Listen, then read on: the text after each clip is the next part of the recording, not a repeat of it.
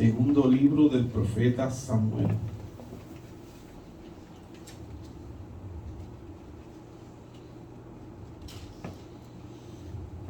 Capítulo 12. Del 1 al 23. Segundo libro del profeta Samuel, capítulo 12.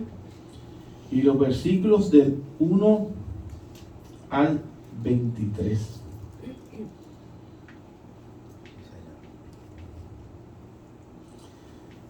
Si alguno tiene la Reina Valera del 60, tal vez hasta en su dispositivo también, podría decir allí: Natán amonesta a David. Ese es el profeta, uno de los profetas se llama Natán. Así que la idea es: Natán amonesta a David. El mensaje lleva por título aceptación.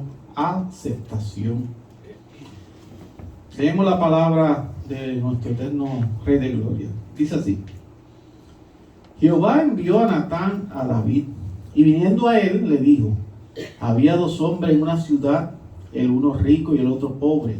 El rico tenía numerosas ovejas y vacas, pero el pobre no tenía más que una sola corderita, que él había comprado y criado, y había crecido con él y con sus hijos juntamente, comiendo de su bocado y bebiendo de su vaso y durmiendo en su seno, y la tenía como a una hija.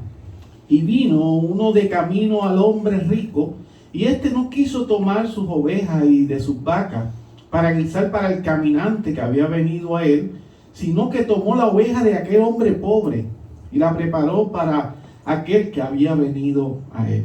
5. Entonces se encendió el furor de David en gran manera contra aquel hombre, y dijo a Natán: vive Jehová, que el que tal hizo es digno de muerte, y debe pagar la cordera con 4 tantos, porque hizo tal cosa y no tuvo misericordia. Entonces dijo Natán a David: tú eres aquel hombre. Así ha dicho Jehová, Dios de Israel: yo te ungí por rey sobre Israel, y te libré de la mano de Saúl, y te di la casa de tu señor y las mujeres de tu señor en tu seno.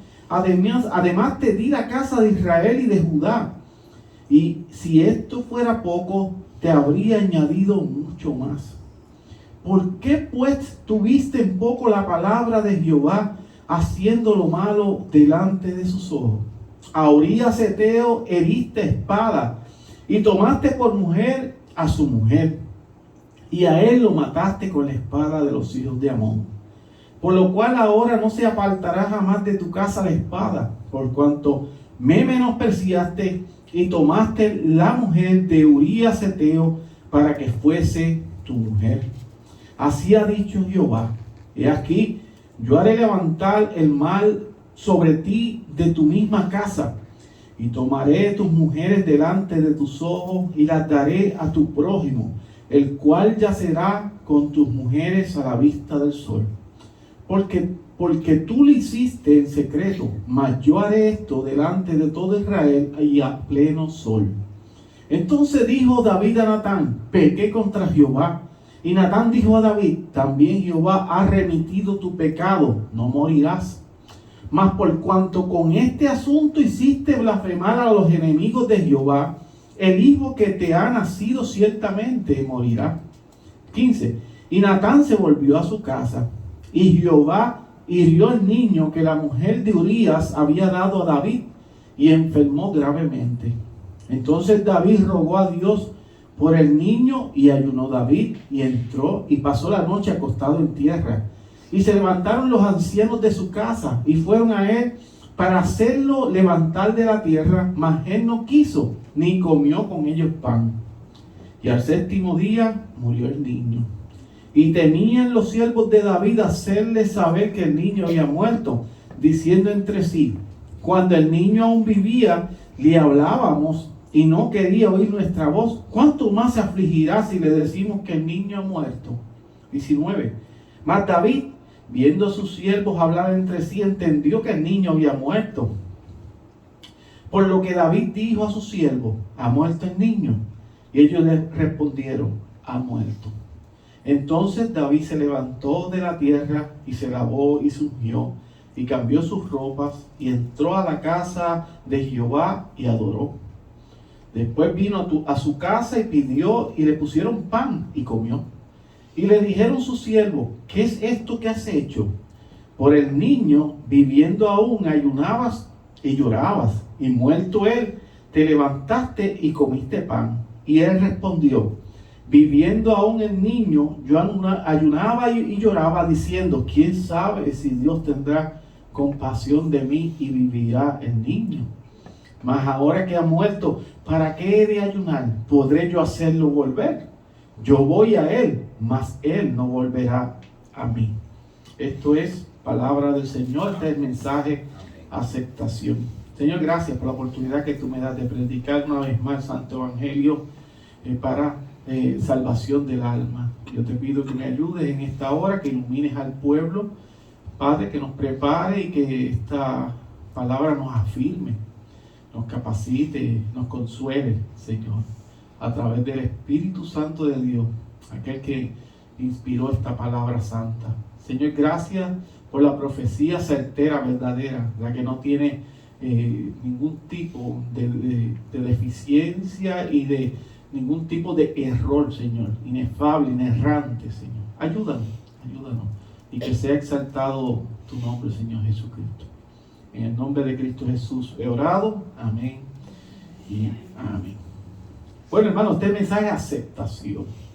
Yo solamente cuando uno dice ese título, pues, se siente uno hasta un poco triste cuando uno habla de aceptación, de aceptar. Porque cuando ya te mencionan aceptar, tú sabes que ya no hay vuelta atrás. No hay vuelta atrás. La persona que acepta cualquier situación que está viviendo, aunque esté triste, puede ya cerrar esa puerta y entonces ir a lo que está por delante, lo nuevo. Aceptar es un cambio de actitud, de pensamiento, es aceptar. No todo el mundo sabe aceptar. Hay gente muy obstinada, hay gente que entran en rebeldía y entonces la aceptación muy probablemente nunca llegue. Pero las personas que aceptan, tú los ves que cambian muchísimo. Aceptan lo que está ocurriendo en nuestro entorno, en nuestro alrededor. Hay cosas que ahorita hablaba en la oficina y en algo muy, muy real. Estaba hablando nuestro anciano Miguel, dijo un comentario muy bueno. Están las guerras ahí. ¿Y qué nos queda a nosotros? Orar y aceptar lo que Dios ha determinado. Somos el pueblo del Señor. Somos el pueblo del Señor. Y algo aprende usted hoy, es que usted es parte del pueblo de Dios, el cuerpo de Cristo. Y tiene que tener paz. Tener paz. Sabemos que cosas malas le suceden a gente buena, por decirlo de alguna manera. A ese pueblo que anda en humildad, que anda decentemente, le suceden cosas malas. A personas que andan haciendo las cosas dentro de los pecadores que somos, bien. Y todo lo que es bueno en nosotros es Cristo, como decían los reformadores. Lo que tú veas bueno en mí es Señor Jesucristo. Todo lo demás soy yo mismo, en mi pecado. Pero cosas malas suceden a gente que están tratando de servir a este pueblo y caminar decentemente. Suceden cosas malas y no podemos entender muchas veces. Y por eso mucha gente se escuda de venir a Dios utilizando la expresión esta popular que está entre nosotros, que los creyentes que los no creyentes dicen sobre Dios, que dicen que no pueden creer que un Dios permita morir a niños de hambre. Con esas expresiones ellos hacen un freno, ponen obstáculos para llegar a Dios. Esa es la excusa, porque el hombre siempre tiene que tener una excusa en la mente para calmar su atormentada conciencia. Por eso es que las personas desde el huerto, aún Adán y Eva, señalaron a alguien más. Al final señalan a Dios de lo que ocurrió allí, como si ellos no fueran culpables del acto que hicieron. Y desde ese entonces hasta el día de hoy, el ser humano tiene esa tendencia a señalar: no fui yo, fue otro, hasta el día de hoy. Así que también el no creyente le le pone a Dios esta responsabilidad de que niños mueren de hambre y por eso no vienen, que hay gente muriendo de enfermedades catastróficas. Que por cierto, estuve en un funeral y que esto va muy acorde a lo que estoy diciendo. La persona era un compañero de trabajo, fallece a causa del cáncer, que el cáncer es a causa del pecado, ¿verdad?, que comenzó envuelto del Edén. Hay un desgaste físico, las enfermedades vienen. Pero hablaron tan bonito de esa etapa que vivió ese compañero, que fue un proceso, y que habló con Dios en el proceso. Y yo siempre he visto esas etapas de gente que tienen enfermedades terminales y ya van desgastándose y van a Dios cuando estaban tal vez rebeldes con Dios. Y yo hubo una oportunidad de que en ese momento van a cuentas con el Señor, que son elegidos desde antes de la fundación del mundo, y en medio de ese proceso tan doloroso van a Dios y piden perdón y van en paz cuando fallecen. No pueden entender estos que no son creyentes, los no creyentes, cómo un Dios permite guerra, y etcétera, etcétera. Y hablando de ese tema, anoche mismo pasaron sucesos. ¿Y cómo puede un Dios de amor, un Dios de misericordia y de salvación hacer todo esto? Y esas son las excusas que utilizan para no venir a Cristo. Nosotros los creyentes sabemos que Dios no es el creador del pecado, no, de ninguna manera. Eso no es las cualidades del Señor. Todos estos eventos suceden y son producto de la caída y la desobediencia del hombre. Por eso es que es tan importante la obediencia. La obediencia no la podemos negociar por sentimientos, como hablaba ahorita. Los sentimientos tienen que quitarle un momento y practicar la obediencia. Y ser obediente a lo que Dios está diciendo. Claro, con mucha misericordia. Misericordia. Porque la misericordia es algo que tiene que estar en el verdadero creyente. Es un fruto del Espíritu. Si practicamos la obediencia pero no hay misericordia, entonces somos más bien un manual de instrucciones que es vacío. Tenemos que practicar la misericordia con la mente de Dios, la mente de Cristo. Así que Dios es grande en misericordia, y aunque sea difícil de entender, porque verdaderamente es complicado de entender, podemos decir que cuando un niño muere, pues la misericordia de Dios se ha derramado en ese evento trágico. Le ha librado de este sufrimiento de un mundo corrompido, un mundo corrupto. No ha tenido que vivir lo que nosotros estamos viviendo. Claro que un no creyente no va a entender esto. Esto tiene que ser por la obra del Espíritu Santo. Entender que ese niño ya está en la presencia del Señor. Es triste para nosotros, pero para el niño la gran bendición, ya está en la presencia de Dios. En medio de las enfermedades terminales, los afectados pueden, como dije ahorita, arrepentirse y tener la oportunidad de escuchar el Evangelio si es que no lo han escuchado de manera correcta. De eso se trata este mensaje, de cómo aceptar con humildad la voluntad de Dios. Porque si usted se dio cuenta, en una historia de 23 versículos, lo que uno ve es un hombre que acepta y queda en paz. Claro que podemos hablar de mucha teología que está dentro de ese texto, de esa historia de David. Claro, hay mucha historia. Y podemos irnos por muchos caminos, porque sí lo hay. Pero en esta ocasión quiero irme por ese punto, aceptar lo que nos está aconteciendo.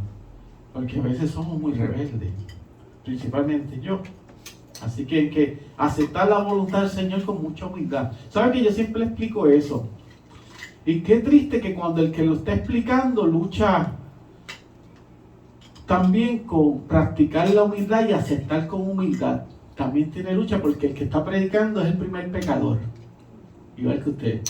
Y es difícil aceptar a veces la voluntad de Dios. Y aceptarla con humildad es difícil. El rey David había cometido un acto que era bien despreciable. Siendo un hombre conforme al corazón de Dios, él delante de Dios ha cometido un acto muy despreciable. Había tomado una mujer que se encontraba casada con uno de sus soldados. La historia es muy famosa. Yo entiendo que aquí muchas personas conocen esta historia. Segundo libro de Samuel, capítulo 11, anterior, ¿verdad? Él lo envía a la guerra, se enamora de esta mujer que es casada, sabe que es de un soldado, y está en la guerra, lo manda a buscar, le da bebida, comida, le dice que vaya a su casa porque la mujer queda embarazada de él. Se lo notifican a David. Y David lo llama con la intención, mire, ¿verdad? Con causa y efecto. Él tenía un plan muy perverso, David. Es el rey. Y él dice, yo llamo a Urías va a casa de Betsabé. Allí duerme con ella, está con su esposa. Y entonces se dirá, entiendo que era la mente de David, que ese hijo es de Urías, su esposo. Y él regresa a la guerra. Era el plan. Pero no acontece así, porque Urías era un hombre muy orgulloso, un soldado muy orgulloso y honorable. Y dice, no, pero si el arca del pacto está allá y están los soldados en el campo de batalla, ¿cómo yo voy a estar durmiendo con mi esposa mientras el ejército está luchando? ¿Qué clase de enseñanza nos da Urías? Cualquiera diría, no lo hizo bien, no aprovechó la situación que le está dando el rey. No, pero que era un hombre de honor.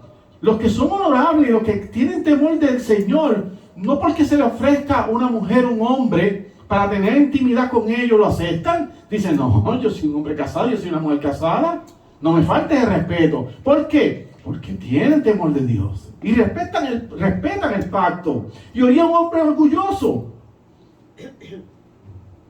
Pero al final y al cabo, el rey consiguió que Urías llevara una carta que iba con su propia sentencia de muerte.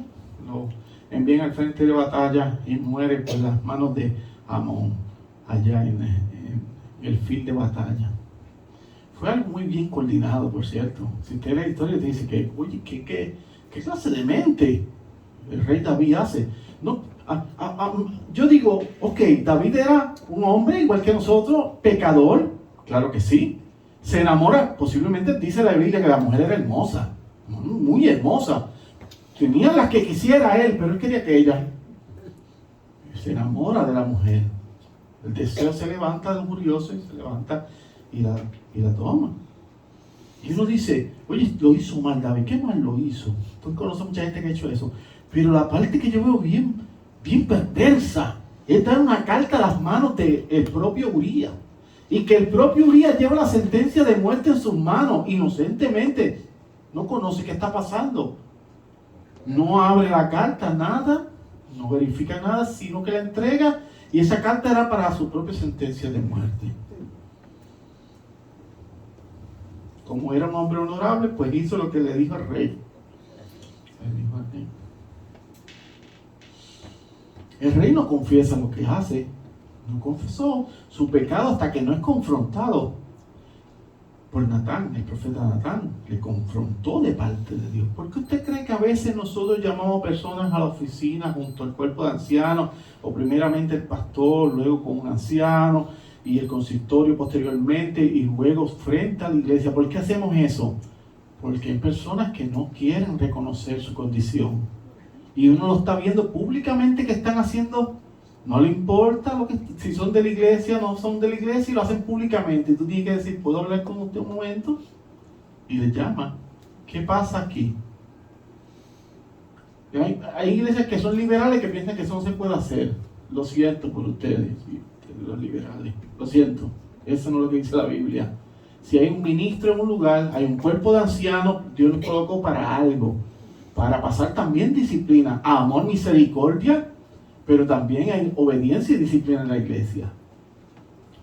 Y va el profeta Natán, de parte del eterno Rey de Gloria, y le dice lo que hizo. El versículo 7 dice, entonces dijo Natán a David, tú eres aquel hombre que tenía todas las mujeres que él podía escoger, porque se le fueron entregadas, dirigiendo a Israel y a Judá. Pero no, él quería una mujer casada de un soldado de su ejército.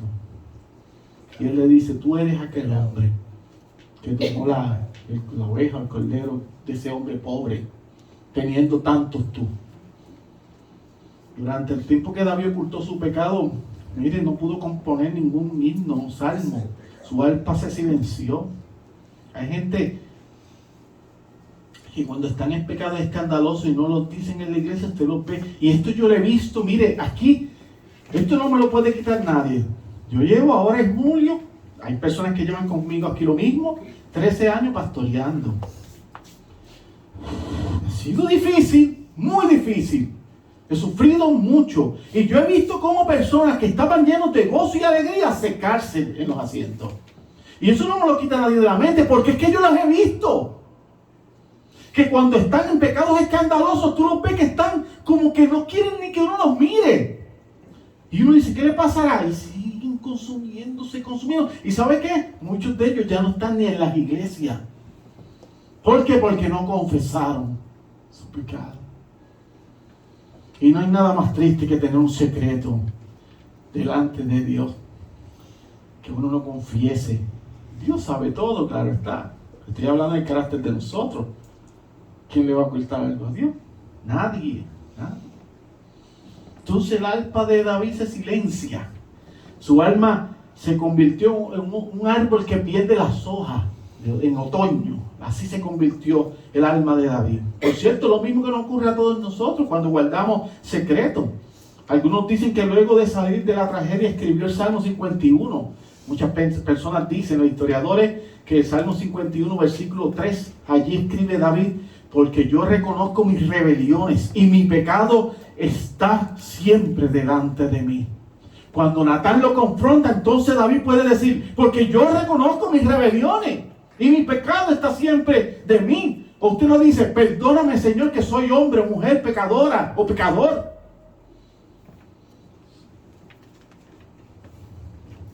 Tantos ofrecimientos que da el mundo. Yo, en medio de la enfermedad de ese hijo, el rey David entra en un tiempo de oración y de ayuno. Hermano, a veces nos tildan de que nosotros no creemos ni en el ayuno y que no oramos mucho. Sí, porque usted puede ayunar en ocasiones especiales. Claro que sí. Hay gente que entra en luto y usted puede ayunar. Claro que usted puede ayunar. Hágalo de manera silenciosa. No tiene que estar mencionándole a nadie. Si usted desea ayunar, ayune. ¿Por qué no?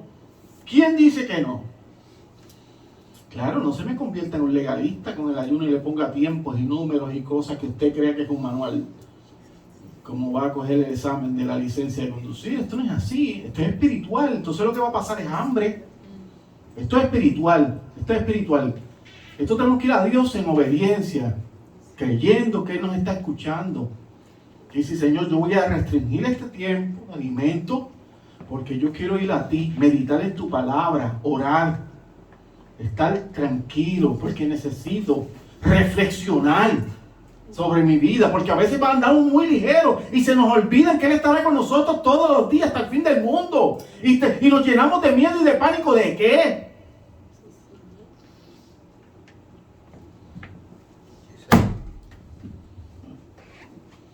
Si quiere orar y ayunar, hermano, hágalo. Que nadie le va a restringir eso. La oración es un mandato divino. Sí, un mandato divino. Dice Colosenses 4:2, perseverad en la oración. Efesios 6:18, orando en todo tiempo, con toda oración y súplica en el Espíritu. Primera de Tesalonicenses 5:17, el famoso, orad sin cesar. La oración es necesaria. Primera de Pedro 4:7, velad en oración. ¿Por qué Pedro dice el que se durmió? Pedro, el que se durmió ahora dice velad en oración, porque está hablando un hombre lleno del Espíritu de Dios, dirigido por el Espíritu Santo. Ahora dice velad en oración, porque su maestro y nuestro maestro lo amonestó. No pudiste orar ni tan siquiera una hora. Que yo estoy allí sufriendo. Él iba a hacer un acto de amor, un sacrificio de amor. Y él le dice, no pudiste velar junto a los demás. Pero ahora Pedro, en primera carta de Pedro, capítulo 4, versículo 7, velad en oración. Porque uno aprende, uno aprende. Yo no soy el mismo que cuando comencé hace 13 años, no, ya las mismas cosas no me mueven, ni me impresiona nada. Soy distinto por la obra de Cristo, igual que usted ha crecido. Amén.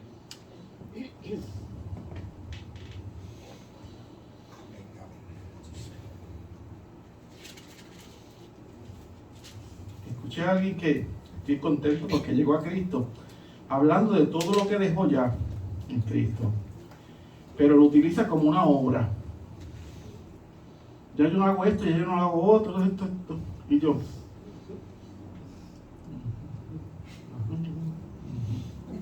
amén.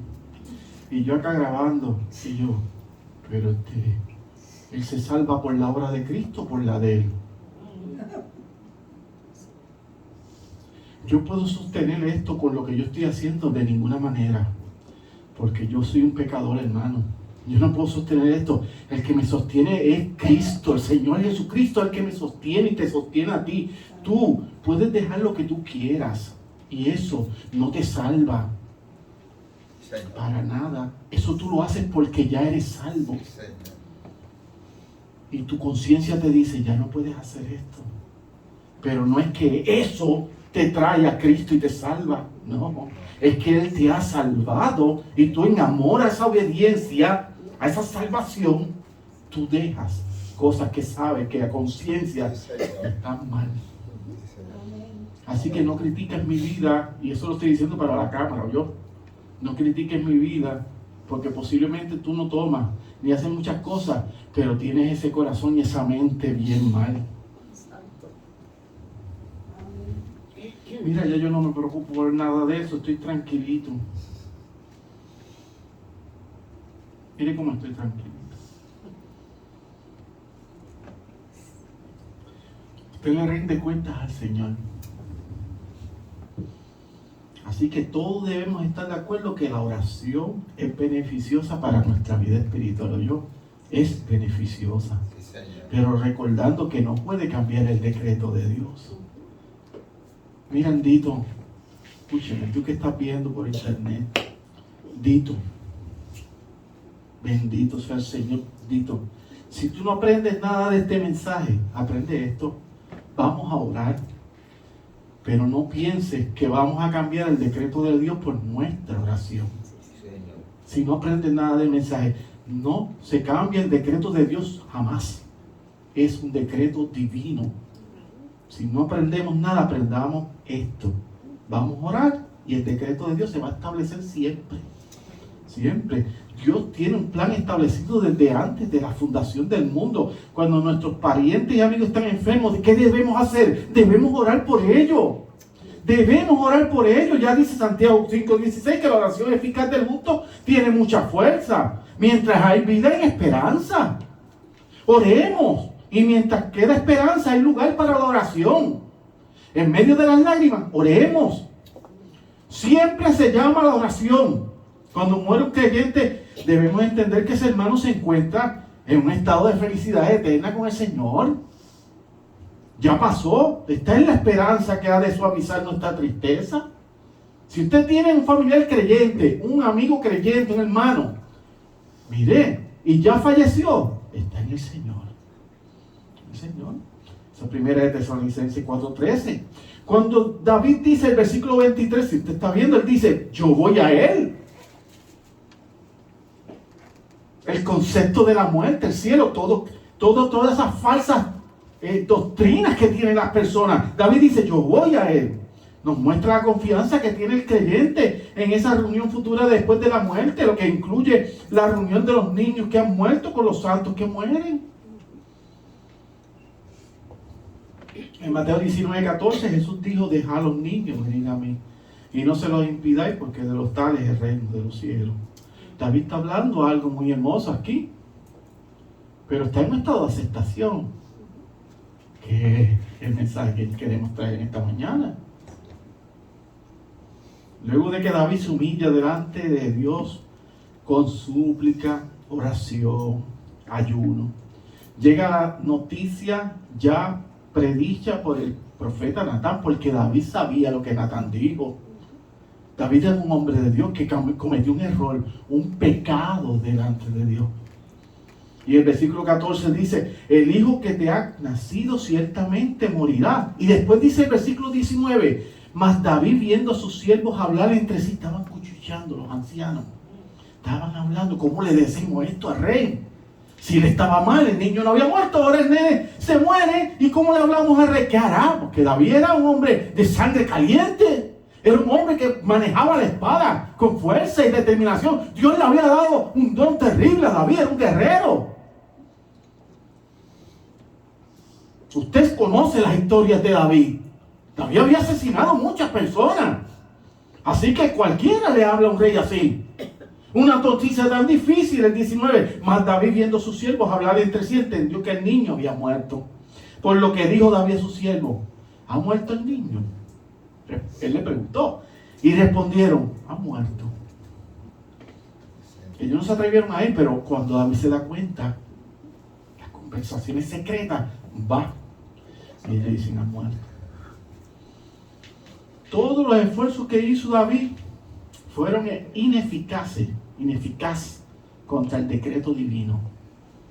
Claro, en su vida fue precioso para su alma, pero el decreto divino se cumplió. Ahora podemos estar pensando, pero ¿para qué orar? Como quiera Dios va a hacer, hará su voluntad. Pues oramos porque Él dice que oremos, entendiendo que su decisión es mejor para nosotros que la nuestra. Debemos orar. Él conoce lo mejor para nosotros. Si Dios hiciera nuestra voluntad, pues dejaría de ser Dios. Porque entonces sería que el mago de la lámpara. Él haría todo lo que nosotros decimos. Me gusta la aceptación de David a la voluntad soberana de Dios. David nos da una muestra de aceptación tan tremenda que a nosotros a veces nos hace tanta falta practicar ese estado de aceptación. Primero yo, que a veces no acepto cosas que han ocurrido en el camino. Y posteriormente me doy cuenta, ok, es que esto era necesario, que yo siempre se lo explico. Esto era necesario que ocurriera por esto. Y usted planifica, y ya se plana en el año, el 2025 voy a hacer esto y lo otro en cada etapa, ¿verdad? Cada trimestre, cada mes, cada final de año, usted está planificando en verano, cuando se van los niños de vacaciones, todo eso usted, pero se le cambian las cosas. No se le cambia, es el decreto del Señor. Y tenemos que aceptar. Y David acepta la voluntad de Dios. El muchacho muere y vean lo que hace David, versículo 20. Entonces David se levantó de la tierra y se lavó y se ungió y cambió su ropa y entró a la casa de Jehová y adoró. Después vino a su casa y pidió y le pusieron pan y comió. El hombre se baña, se viste bien, adora al Señor. Después que muere el niño y come. No, esto es un ejemplo tremendo para nosotros. Y esta es la palabra para que nosotros tengamos una alianza. Hay un ejemplo, no es que nosotros no podemos, sí podemos. Porque nosotros también somos siervos del Señor. Los siervos, los ancianos no podían comprender la actitud de David. Los que le servían no podían comprender la actitud de David. Versículo 21. ¿Qué es esto que has hecho? Entonces el rey le da la explicación, versículos 22 y 23. Y él respondió: viviendo aún el niño, yo ayunaba y lloraba, diciendo: ¿quién sabe si Dios tendrá compasión de mí y vivirá el niño? Mas ahora que ha muerto, ¿para qué de ayunar? ¿Podré yo hacerlo volver? Yo voy a él, mas él no volverá a mí. Wow, esa última oración ahí es una oración de tanta aceptación y de humildad y de humillación delante del rey. Del verdadero rey, no el rey David, del verdadero rey de gloria. Tú decís: Señor, tú has hecho tu voluntad y es buena para mí, me duele en el alma y me está partiendo el corazón, pero tú sabes lo que es mejor para mí, Señor. Y las lágrimas. Y nos roto, pero dice: gracias, Señor, por lo que tú has hecho, porque ha sido lo mejor. No lo comprendo, porque tú le vas a decir: yo no lo comprendo, pero creo que tú lo has hecho porque tú eres el perfecto rey. Amén. Me duele en cantidad, y uno dice: me duele, Señor, esto. ¿Cómo me está doliendo, Señor? Pero tú eres el rey. Tú eres el rey, tú sabes lo que estás haciendo. Aquellos que han perdido un familiar, ¿verdad? Que dicen: ay, Señor, yo lo tuviera aquí ahora. ¿Ah? Es duro, pero ha sido lo mejor. Aunque uno no comprenda. Y uno quisiera verlo por última vez. Y el rey se viste bien y se baña y come. Y después en ese estado de aceptación dice: yo voy a él, mas él no volverá a mí. Uf, qué campeón de la fe. aún con lo pecador que llegó a ser David, un campeón de la fe. Por eso es que el corazón es conforme al de Dios, porque se sabía arrepentir aunque aún lo amonestaran. Porque hay gente que tú lo amonestes y aún no se arrepiente. Tú no los has visto en el tribunal que matan a una persona. Está certificado y confirmado que fueron ellos, o que fue él, o que fue ella que hizo el asesinato. Y con todo eso, estando la familia del perjudicado, del que murió, del que asesinaron, no se arrepienten. Pero David sí se arrepintió. Que David había sido notificado sobre el decreto de Dios sobre la vida de su hijo. Él oró y ayunó fervientemente. ¿Cuánto más nosotros que no conocemos el decreto de Dios para nuestros problemas? ¿Cuánto más nosotros debemos buscar de Dios en oración? Que todavía no se ha definido nada. Que todavía tu problema está ahí, stand-by, como decimos nosotros. Estamos en espera de algo, un suceso, una enfermedad, algún negocio, alguna situación que estamos viviendo, una decisión importante y no sabemos cómo va a terminar. Pues debemos orar, Señor, por favor. Y si esto no es bueno para mí, Señor, no lo permitas. Mucha gente dice, si no se dio es que no convenía. Y es cierto, no te convenía. No te convenía. La oración es sumamente importante. Debemos recordar que recibiremos la contestación que no recibiremos la contestación que hemos esperado, a menos que estemos alineados al corazón de Dios, a la voluntad de Dios, según 1 Juan 5:14, como leyó nuestro jovencito. Si estamos alineados a la voluntad del Señor, va a ser la contestación que esperamos. De todas formas, ¿no? La oración es para conocer el decreto de Dios. Esto siempre me ha gustado a mí de la fe reformada. La oración es para conocer el decreto de Dios. Que Dios nos prepare para su respuesta. Tal vez es como nosotros hemos orado, muy probablemente, pero tal vez no. Entonces Dios nos prepara para ese evento de lo que va a ocurrir. Y entonces oramos así: Señor, yo te quiero pedir esto, sánale. Por favor, Señor, tú que haces milagros, sánale. Pero de no ser así, dame la fuerza para resistir, porque va a ser muy duro para mí. Dame tú la fuerza, Señor. ¿Ves? Porque tú estás esperando en Él. En Él. Los caminos y pensamientos del Señor son más altos y preciosos que los nuestros, dice Isaías 55:9. Y una vez más digo que debemos aceptar la contestación de Dios con humildad. En aceptación, hermano, en aceptación de su hermoso decreto. Aceptación. Y concluyo con esto. Utilizando un poco la vida de Job. Job en medio de aquellas tragedias. Esto lo hablaba con mi esposa, este tema, hace unos días atrás. Que hay padres que pierden a los hijos, ¿verdad? Esto es duro, ¿verdad? A mí me da sentimiento porque he estado viviendo algunas experiencias cercanas, ¿verdad? De amigos y compañeros. Y según la lógica, el orden, los hijos deben enterrar a sus padres y así consecutivamente, ¿verdad? Sería como un orden lógico que uno tiene. Pero a veces no ocurre eso. A veces los padres tienen que enterrar a sus hijos. Duro, ¿verdad? Duro. No hay palabras, no se sabe cómo explicar esto. Esto es duro. Y Job pierde a sus hijos. Está su esposa con él, pierde todo, ¿no? Sus hijos. Oye, Job es un caballero de la fe. Job era un fiel creyente en el decreto de Dios, que él sabía que por algo ocurrían las cosas. Pero su esposa estaba en una actitud negativa al lado de él. Y Job 2:10 dice, le dice a ella, recibiremos de Dios el bien y el mal no lo recibiremos. En todo esto no pecó Job con sus labios, dice la palabra.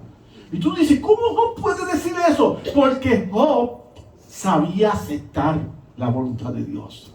Y nadie va contra la voluntad de Dios, ni la gobernadora de nuestra isla, ni el alcalde de este pueblo, ni el presidente de los Estados Unidos, ni ninguno de esos presidentes y dictadores que están en el viejo mundo, en la vieja nación. No, ninguno.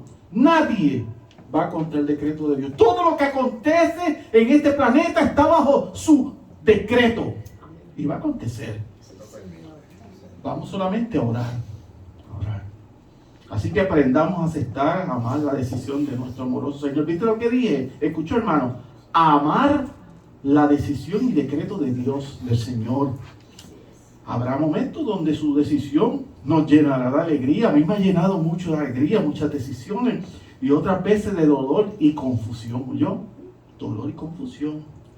Pero en todo esto hay misericordia. Solamente Él conoce nuestro futuro. Y todo lo que va a ocurrir está en las manos de Él. En Isaías 46:10, la Biblia de las Américas dice que Él declara el fin desde el principio y desde la antigüedad lo que no ha sido hecho. Ya Él ha visto tu final desde que el momento que te crea. Te creó, todo está establecido por Dios. Que no hay cambio ninguno. No. Dios tiene el control. Él dice que su propósito será establecido y todo lo que Él quiere realizará. Todo lo que Él quiere.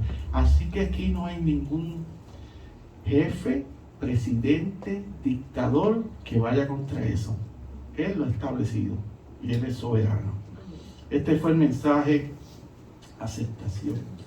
Señor, gracias por la oportunidad que tú nos das de predicar el Santo Evangelio. Te pido que nos ayude a entender y aceptar todo lo que está aconteciendo en nuestra vida y darnos la fortaleza, Señor, en humildad. En el nombre del Señor Jesucristo. Amén y amén.